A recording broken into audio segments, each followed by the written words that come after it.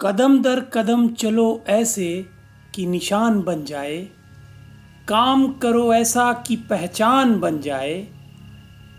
कदम दर कदम चलो ऐसे कि निशान बन जाए, काम करो ऐसा कि पहचान बन जाए। जिंदगी तो सब काट लेते हैं मगर, जिंदगी तो सब काट लेते हैं मगर, जिंदगी ऐसे जियो कि मिसाल बन जाए। ऐसी ही शख्सियत की आज से लगभग 2400 वर्ष पूर्व यूनान के एथेंस शहर में बहुत चर्चा थी। वह व्यक्ति नाटे कद का और कुरूप था, लेकिन एथेंस के निवासी उसका बहुत आदर करते थे। रूढ़ी, पाखंड, अंधविश्वास के विरुद्ध लगातार लड़ाई लड़ते हुए युवकों को सन्मार्ग पर ले जाने के लिए वह व्यक्ति जाना जाता था और प्रायः नगर की सड़कों पर उसे लोगों की भीड़ से घिरा हुआ पाया जाता था। उन्हें सत्य से असीम स्नेह था, अगाध श्रद्धा थी और सत्य की रक्षा के लिए उनने जहर का प्याला पीना मंजूर कर लिया। वह महान व्यक्ति थे यूनान के महान दार्शनिक सुकरात, जिन्हें अंग्रेजी में हम सोक्रेटिस के नाम से भी जानते हैं। सुकरात का जन्म ग्रीस के एथेंस शहर और एलापेक नाम के कस्बे में ईसा से 469-70 वर्ष पूर्व हुआ। उनके पिता का नाम सोफ्रोनिस्कस था, जो मूर्तिकार का काम करते थे, और उनकी माता, जिनका नाम फैनरेट था, वो दाई का काम किया करती थी।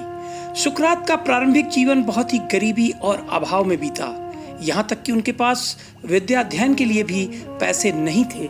क्रीटो नाम के एक धनी व्यक्ति ने शिक्षा के लिए उनको आर्थिक सहायता मुहैया कराई। जीवन के आरंभ में सुकरात ने मूर्तिकारी का कार्य करना प्रारंभ किया, लेकिन उनके पाखंड विरोधी और विद्रोही मन को यह काम रास नहीं आया। शीघ्र ही उनने मूर्तिकारी का काम बंद करके और स्कूल खोल दिया। सुकरात लगातार ढोंगी और पाखंडी विद्वानों की कलई अपने शिक्षा के माध्यम से खोल करके रख रहे थे, और इस कारण से एथेंस के नौजवान लगातार उनके मुरीद बनते चले जा रहे थे। सुकरात की 2 पत्नियां जेंथपी और मार्टन थीं, और उनके 3 बेटे लैपक्रॉल्स, सोफ्रोनिसस और मैनेक्सेनस थे। जेंथपी का जिक्र हमेशा ही एक बुरी पत्नी के रूप में किया जाता है। यह कहानी है मूर्तिकार से यूनान के महान दार्शनिक बनने की। अन्य दार्शनिकों के विपरीत उन्होंने नीति शास्त्र पर ज्यादा जोर दिया और लोगों को भौतिक जीवन से ऊपर उठकर निर्णय लेने के लिए प्रेरित किया। उन्होंने कहा कि जीवन में खुशहाली नैतिक जीवन जीने से आती है, न कि भौतिक लालसाओं के पीछे दौड़ने से। उन्होंने लोगों को अच्छाई एवं न्याय अपनाने को कहा। उनके यह विचार उस समय के हिसाब से काफी उग्र सुधारवादी थे। बुद्ध और रमण महर्षि की भांति सुकरात ने भी अपने जीवन काल में कोई ग्रंथ नहीं लिखा। उनका दर्शन उनके जीवन, उनके कार्य व्यवहार, आचरण और शिक्षा पद्धति के आधार पर समझा जा सकता है।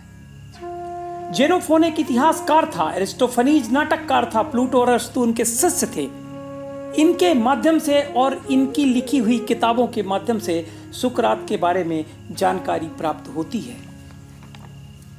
जिन किताबों के माध्यम से सुकरात को समझा जा सकता है उनमें रिपब्लिक, क्रीटो, अपोलॉजी और सिम्पोजियम ये प्रमुख हैं। सुकरात बोलते बहुत अधिक थे और उनको सूफी संतों की भांति भौतिक शिक्षा तथा आचार द्वारा उदाहरण देना पसंद था।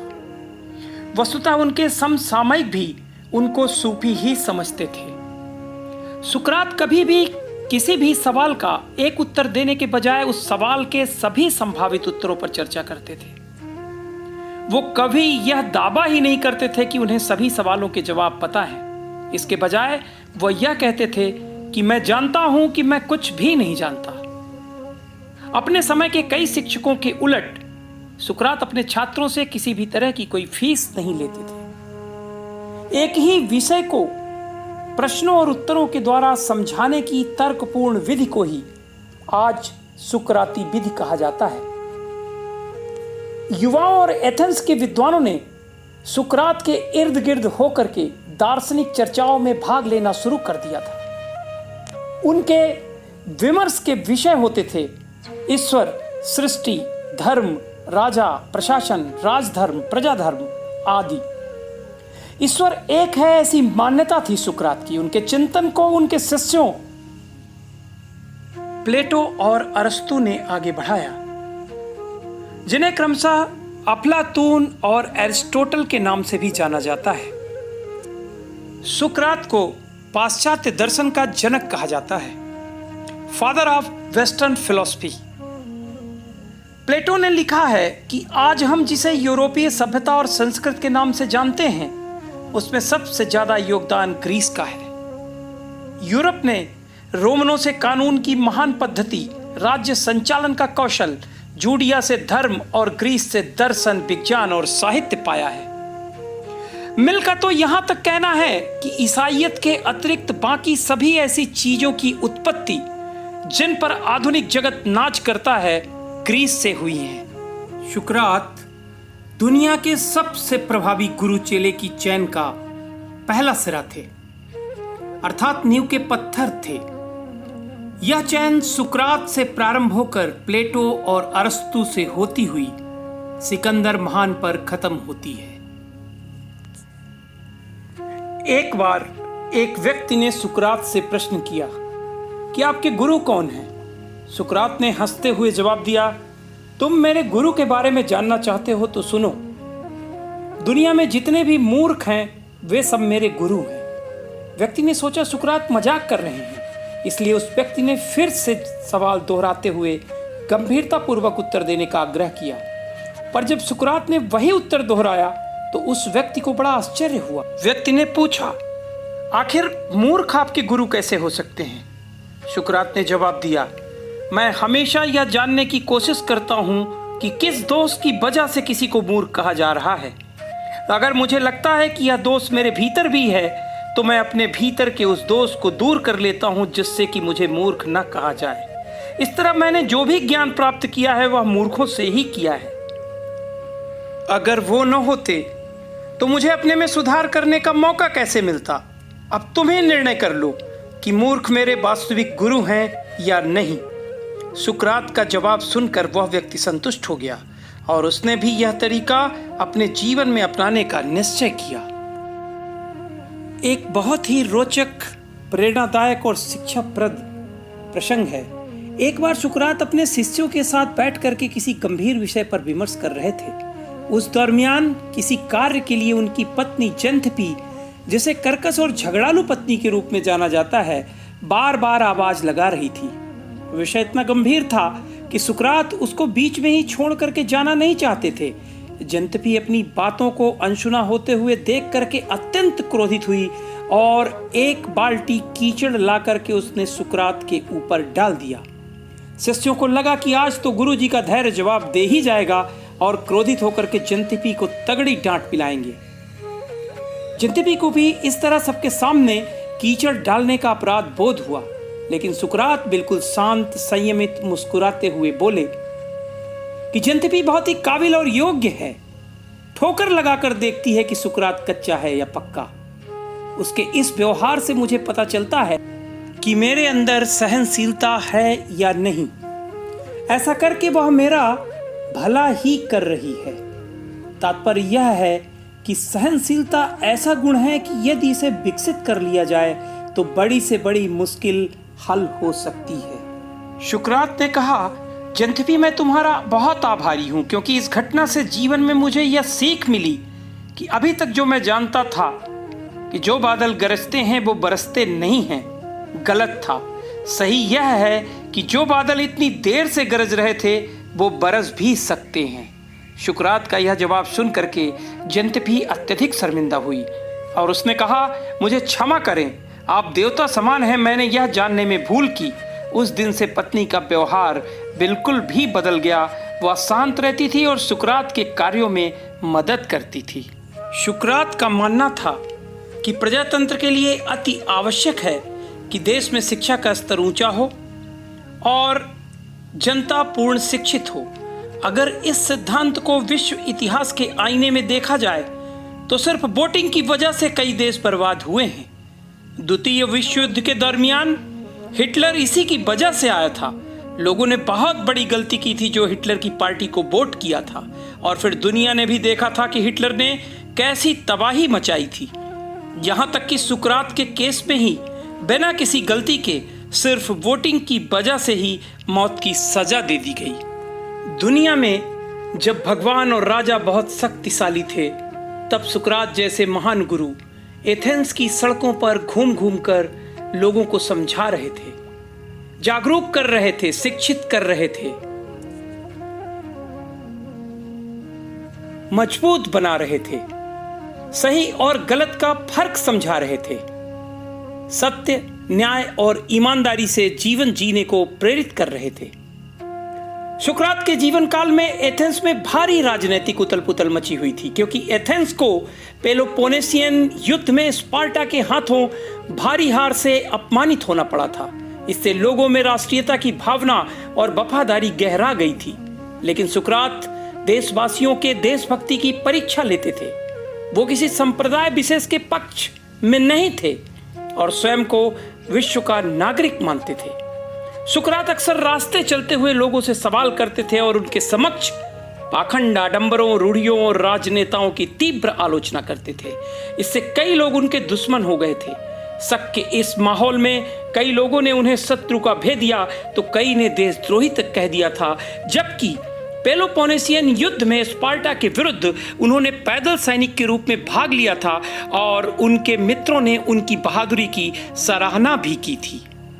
एथेंस का शासक पेरिक्लीज सुकरात के विचारों का समर्थक था, लेकिन उसका उत्तराधिकारी क्लियोन सुकरात के स्वतंत्र विचारों से भय खाने लगा था। आखिरकार युवकों को गुमराह करने, देवनिंदा, नास्तिक और देशद्रोह के इल्जाम में सुकरात को गिरफ्तार कर लिया गया। उन पर मुकदमा चलाया। जूरी ने सुकरात से कहा कि माफी मांग लो, तुम्हें क्षमा कर दिया जाएगा। जूरी के इस प्रस्ताव को पूरे तरीके से अस्वीकार करते हुए सुकरात ने कहा कि सिर्फ मौत के भय से मैं क्यों माफी मांगूं, जबकि मैं गलत ही नहीं हूं। क्या सवाल पूछना गलत है? क्या गलत को गलत कहना गलत है? क्या सत्य के प्रति प्रतिबद्धता गलत है? और अगर ये सब गलत है तो मैं गलत ही सही। मृत्यु मुझे मंजूर है, लेकिन सत्य से विमुख होना मुझे मंजूर नहीं है। मुकदमा सुनने वाली जूरी ने उन्हें 221 के मुकाबले 280 वोटों से देशद्रोह का अपराधी माना। जनमानस पूरी तरह से सुकरात के साथ था। इस डर से जूरी ने सीधे मृत्युदंड देने के बजाय जहर का प्याला पीने को कहा। सुकरात जिस जेल में बंद थे उसका जेलर उनका प्रशंसक था। क्रीटो और प्लेटो ने जेलर के साथ मिल करके सुकरात को जेल से भाग जाने की योजना के लिए राजी करने का प्रयास किया, लेकिन सुकरात ने साफ मना करते हुए कहा, भाइयों, तुम्हारे इस प्रस्ताव का मैं आदर करता हूं कि मैं यहां से भाग जाऊं। प्रत्येक व्यक्ति को जीवन और प्राण के प्रति मोह होता है। भला प्राण कौन देना चाहता है, किंतु यह उन साधारण लोगों के लिए है जो लोग इस नश्वर शरीर को ही सब कुछ मानते हैं। आत्मा अमर है, फिर इस मौत से क्या डरना? हमारे शरीर में जो निवास करता है, क्या उसका कोई कुछ बिगाड़ सकता है? आत्मा ऐसे शरीर को बार बार धारण करती है, अतः इस क्षणिक शरीर की रक्षा के लिए भागना कदापि उचित नहीं है। क्या मैंने कोई अपराध किया है? जिन लोगों ने इसे अपराध बताया है उनकी बुद्धि पर अज्ञान का प्रकोप है। विश्व को जानने और समझने के लिए अपने अंतस के तम को हटा देना चाहिए। मनुष्य यह नश्वर काया मात्र नहीं, वह चेतन और सजग आत्मा में निवास करता है। इसलिए हमें आत्मानुसंधान की तरफ मुख्य रूप से प्रवृत्त होना चाहिए। यह अति आवश्यक है कि हमें अपने जीवन में सत्य, न्याय और ईमानदारी का अवलंबन करना चाहिए। हमें यह बात मानकर ही पढ़ना है कि शरीर नश्वर है, अच्छा ही है, कि नश्वर शरीर अपनी सीमा समाप्त कर चुका है। टहलते टहलते मैं थक चुका हूँ। अब संसार रूपी रात्रि में लेटकर आराम करूंगा। सोने के बाद मेरे ऊपर चादर उड़ा देना। विष का प्याला पीने के पूर्व सुकरात ने जो कहा वह हर सत्यान्वेषी को हर काल में प्रेरणा देता रहेगा। वे कहते हैं अब समय हो चुका है और अब हमें चलना चाहिए, मुझे मरने के लिए और आपको जीने के लिए। जीवन बड़ा है कि मृत्यु, यह तो ईश्वर जानता है, केवल ईश्वर ही जानता है। मृत्युदंड की सजा सुनाए जाने के ठीक 1 महीने बाद शुक्रवार के दिन अंततः सुकरात ने एथेंस के वफादार नागरिक होने की मिसाल कायम करते हुए और उसके कानूनों के पालन के लिए तैयार सत्य के योद्धा के रूप में बिना किसी हिचकिचाहट के हंसते और मुस्कुराते हुए हिमलकाक नाम के जहर का प्याला पी लिया। हिमलकाक जहर की मौत बहुत ही दर्दनाक होती है, लेकिन ऐसा लगा जैसे मौत ने भी सुकरात को अंतिम सलामी दी और उनकी इज्जत की, क्योंकि सुकरात जहर का प्याला पीने के बाद काफी देर तक टहलते रहे। धीरे धीरे उनके पैर शिथिल होने लगे और फिर वो लेट गए। मृत्यु के पूर्व सुकरात ने क्रीटो से कहा कि मैंने अपने पड़ोसी एस्क्लेपियस से एक मुर्गा उधार लिया था, कृपया उसे मुर्गा लौटा देना और मेरे ऋण का भुगतान कर देना। अपने आखिरी श्वास से पूर्व सुकरात उर्फ सोक्रेटिस ने अपनी मृत्यु को शरीर से आत्मा की रिहाई के रूप में वर्णित किया। दुनिया और पाश्चात्य जगत में अनेकों ऐसे कारण हैं जिन पर ग्रीस इतरा सकता है, परंतु जब भी सुकरात का जिक्र होगा तब ग्रीस का सर ग्लानि, धिक्कार और शर्म से झुक जाएगा कि आखिरकार ऐसी कौन सी वजह रही जिसके कारण एथेंस के महान राजतंत्र को 70 वर्षीय वृद्ध संत सुकरात को सिर्फ वैचारिक असहमति के आधार पर जहर का प्याला पिलाने हेतु मजबूर होना पड़ा। सत्यान्वेषी योद्धा और अपने क्रांतिकारी विचारों के साथ संत सुकरात की ख्याति दुनिया में हमेशा ही बनी रहेगी और उनका व्यक्तित्व सदैव के लिए अमर रहेगा।